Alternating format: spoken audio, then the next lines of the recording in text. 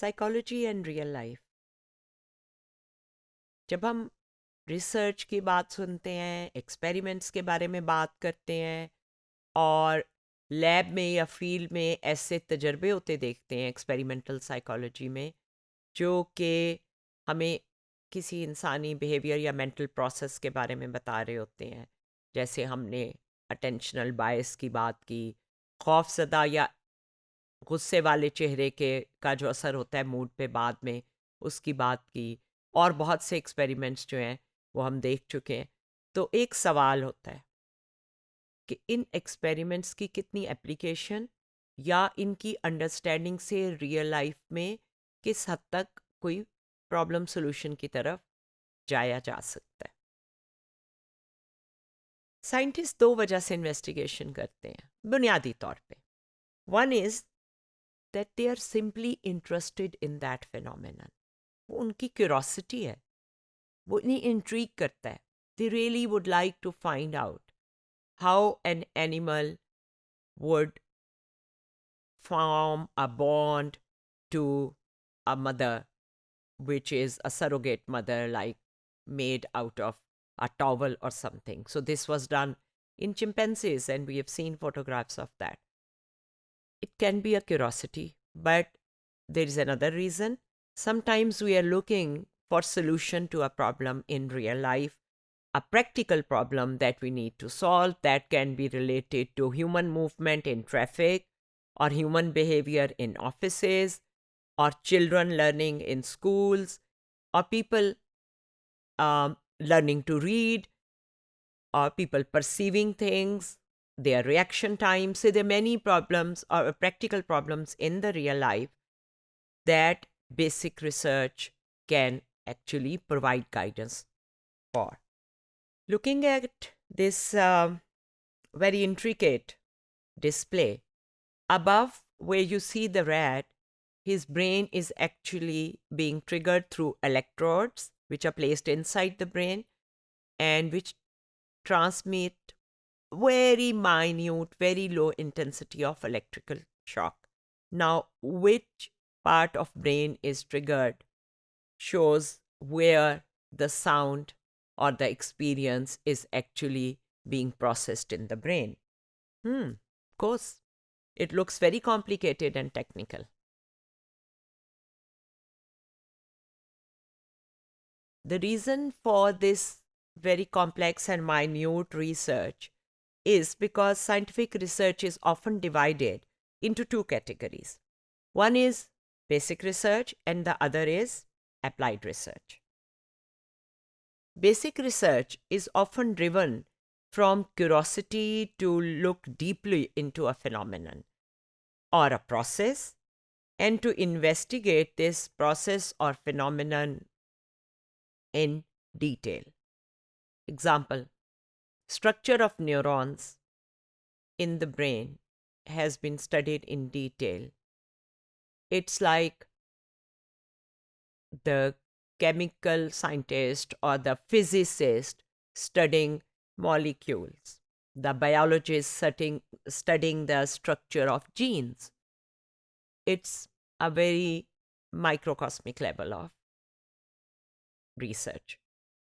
So what is the structure of neuron? Neuron वो छोटे छोटे हमारे खुलिये होते हैं जो पैगामात लेकर जाते हैं हमारे जिस्म में एक से दूसरी जगह. सेंसेशन पढ़ते हुए we will come back to neuron. फिर बेसिक रिसर्च में ऐसा भी स्टडी हो रहा है कि जो पाथवेज हैं किसी कोई चल रहा है उसको देखते हुए हमारे ब्रेन तक ये इन्फॉर्मेशन कैसे पहुंचती है. एक शख्स चल रहा है, कितनी स्पीड पे चल रहा है, किस डायरेक्शन में जा रहा है, कब स्पीड तेज़ हुई है, कब स्पीड आहिस्ता हुई है. ये लोगों के साथ हमारे इंटरेक्शन में ये जो परसेप्शन है ये बहुत इंपॉर्टेंट है. बल्कि हम टकरे ना मारते फिरें चीज़ों से और लोगों से, उसके लिए भी ये परसेप्शन इंपॉर्टेंट है. अगर आपने किसी से हाथ मिलाना है और आप नहीं जानते वो आपसे कितनी दूर है, तो क्या आप 2 मील पहले से अपना हाथ आगे कर कर चलना शुरू कर देंगे? आपका ब्रेन आपको बता रहा है. ये परसेप्शन ऑफ मूवमेंट है. एग्जैक्टली किस टाइम पे आपने हाथ आगे करना है ताकि आप दोनों इतने करीब हो कि मुसाफा कर सके. सो ये लैब ही में स्टडी हो रहा है कि जब उस इंसान की पिक्चर आपके ब्रेन तक पहुंची है तो रास्ते में किस किस प्रोसेस से गुजरी है, आंखों ने कैसे ट्रांसमिट की है। तो इसको भी लैब में स्टडी किया गया। ये एक बेसिक रिसर्च की अंडरस्टैंडिंग है। How caffeine affects the brain. हमें ये पता है, आपको ज़बानी तौर पे लोग बता देंगे कि जब हम चाय पीते हैं, कॉफ़ी पीते हैं, तो हमारे अंदर एक चुस्ती आ जाती है। या you would often hear people saying, oh, I need my morning cup of tea so I can start my work. Or I'm tired, now I need a cup of tea. They don't know what is happening in their brain because of caffeine, but the experimental psychologists have studied that because they were interested कि caffeine का brain पे क्या असर हो रहा होता है, उसकी कौन सी केमिस्ट्री चेंज होती है जिसकी वजह से लोग एक्सपीरियंस लोगों का चेंज होता है। हो तो सब कुछ आपके ब्रेन के थ्रू रहा है ना। Applied research, on the other hand, aims at solving a specific problem. जैसे बच्चे बिस्तर क्यों गीला करते हैं, how to cure bed wetting. अब इसके लिए जाना उन्हें बेसिक रिसर्च की तरफ ही जाना पड़ता है। मसलन इसके लिए जो काम हुआ हुआ है वो क्लासिकल कंडीशनिंग, जिसका हमने डॉग वाला एक्सपेरिमेंट देखा था, उसके हिसाब उसी तरह हुआ हुआ है।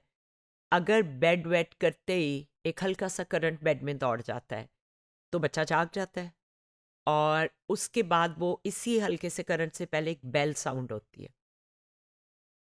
जैसे आप एक एनिमल ट्रेन होता है, ह्यूमन इन्फेंट भी ट्रेन हो जाता है, या वो बेबी, क्योंकि हम टॉडलर को यूजली बेड वेटिंग पे ट्रेन करना चाहते हैं कि वो अपना बेड गीला ना करे और उसको पता चल जाए कि मेरे जिस्म में प्रेशर हुआ है and I need to go to the washroom. तो वो क्लासिकल कंडीशनिंग की बेसिक रिसर्च से इस प्रॉब्लम को सॉल्व करने के लिए डायरेक्शन ली गई। लेकिन मामला एक प्रॉब्लम से आया और फिर हमने रिसर्च की तरफ देखा कि क्या करें, इसके बारे में कुछ किया जा सकता है। अप्लाइड रिसर्च उसको कहते हैं जो किसी प्रैक्टिकल सोल्यूशन के लिए की जाए और करके देखते हैं कि ऐसा करने से कोई फ़ायदा हो रहा है, फिर ये नहीं हो रहा तो कुछ और कर लें। सो एक्सपेरिमेंट करके आप किसी ट्रीटमेंट या किसी चीज़ को फाइनलाइज करते हैं। इसी तरह कैफ़ीन का असर पता चल गया। फ़र्ज़ करें हमारा एक्चुअल प्रॉब्लम ये है कि जो एल्डरली लोग हैं वो अर्ली मॉर्निंग कुछ खाए बगैर चाय पी रहे हैं, तो हमें पता है कि ब्रेन से क्या असर ले रहा है खाली पेट कैफ़ीन से। तो अब ये एक प्रैक्टिकल प्रॉब्लम है, वो एक बेसिक रिसर्च थी। बेसिक रिसर्च का कोई इमीडिएट गोल या एजेंडा नहीं होता। बेसिक रिसर्च असल में एक ऐसा रेजर्वॉयर, एक ऐसा ज़ख़ीरा बना देती है डेटा का, जिससे आपको थ्योरेटिकल एक्सप्लेनेशन में आसानी होती है। आप कहते हैं ये क्यों हो रहा है, ये एक्सप्लेनेशन समझ में आती है, और कॉन्सेप्ट्स बन जाते हैं। ये सारे कॉन्सेप्ट जो कि हम पहले थ्योरी वगैरह के रोल में देख चुके हैं, वो बेसिक रिसर्च ही से समझ आए थे। एक कॉन्सेप्ट जब स्टडी हो भी जाता है और लैब में इस्टेब्लिश हो भी जाता है, रिएक्शन टाइम है या लोग जो हैं वो आ, किस तरह रिस्पॉन्सिबिलिटी नहीं लेते अगर ज़्यादा लोग हों, उसको किसी सोल्यूशन में इस्तेमाल होने में कई दफ़ा बहुत साल लग जाते हैं। एक साहब हैं एडम, उन्होंने अपनी एक स्टडी करके ये बताया कि 70% ऑफ जो सॉल्यूशंस फाइंड की गई और जो अप्लाई की गई रिसर्च, वो बेसिक रिसर्च से ही आई थी। पहले लैब में हुई थी और फिर लोग उसको फील्ड में लेके गए और किसी मसले को हल करने के लिए इस्तेमाल किया। मसलन बेसिक रिसर्च में ये हुआ कि टेम्परेचर में चिड़चिड़ापन ज़्यादा पैदा होता है अगर हीट हो। अब इसको फील्ड में भी ऑब्जर्व किया गया कि गर्मियों में लोग लड़ जल्दी पड़ते हैं, गाड़ियों से उतर के एक दूसरे के गिरेबान पकड़ लेते हैं। लेकिन पहले ये लैब में हुई थी, गर्मी में बिठाकर वो टेस्ट करते थे लोगों को। फिर ये एक प्रैक्टिकल प्रॉब्लम की सोल्यूशन के लिए उसको फिर अप्लाई किया गया, या वैसे फील्ड में करके देखा गया कि ये क्या आम जिंदगी पे भी अप्लाई होती है। तो ये हुआ, लेकिन जब लैब में हुआ तो हो सकता है वो 77 में एक्सपेरिमेंट हुआ, और जब उसको अप्लाई किया गया तो हो सकता है वो 95 में किया गया हो। ये एक प्रोसेस है बेसिक से अप्लाइड का, और ज़रूरी नहीं हर बेसिक रिसर्च अप्लाई की जाए, और लेकिन हर अप्लाइड रिसर्च के पीछे कॉन्सेप्ट और थ्योरी और लैब की फाइंडिंग ज़रूरी है उसको सपोर्ट करने के लिए। एक एग्जाम्पल मैं देना चाहूँगी। इसको हमने भी किया, इस तजर्बे को। मुझे एक किताब में 1977 की एक रिसर्च मिली पॉल चांस की, जिसने कहा था कि नॉनसेंस सिलेबल्स भी कंडीशन हो सकते हैं। अब नॉनसेंस सिलेबल्स क्या होते हैं? ऐसे अल्फाज जिनका मतलब कोई ना हो। मैं अभी आपको उसकी मिसाल दिखाती हूँ। पहले उन्होंने कहा कि नॉनसेंस सिलेबल्स को हम नापसंद भी कर सकते हैं अगर हम उसके साथ कोई और लफ्ज़ या बुरी खुशबू या बुरा जायका या कोई और बुरी चीज़ इकट्ठी कर दें, तो वो हमें बुरे लगेंगे। हालांकि वैसे तो वो न्यूट्रल होते हैं। लेकिन और उससे अगले स्टेप पे उन्होंने ये देखा कि जैसे हमें नॉनसेंस सिलेबल्स बुरे लग सकते हैं अगर, तो हमें कुछ नेशनैलिटीज़, कुछ मुल्कों के लोग, किसी दूसरे फ़िरके के लोग, किसी दूसरे मज़हब के लोग भी बुरे लग सकते हैं। इसलिए नहीं कि उनकी वजह से हमें कोई तकलीफ़ पहुंची है, इसलिए कि जब उनका नाम लिया जाता है तो उसके साथ कोई बुरा लफ्ज़ इस्तेमाल किया जाता है।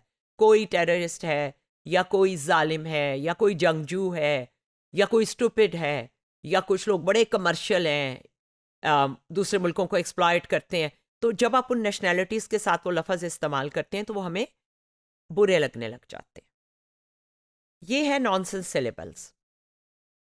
इसको किया इससे था कि नॉनसेंस सिलेबल्स को पेश किया गया स्क्रीन पे और उसके पीछे से एक लफ्ज़ बोला गया, स्मेली, GAN, क्यूट।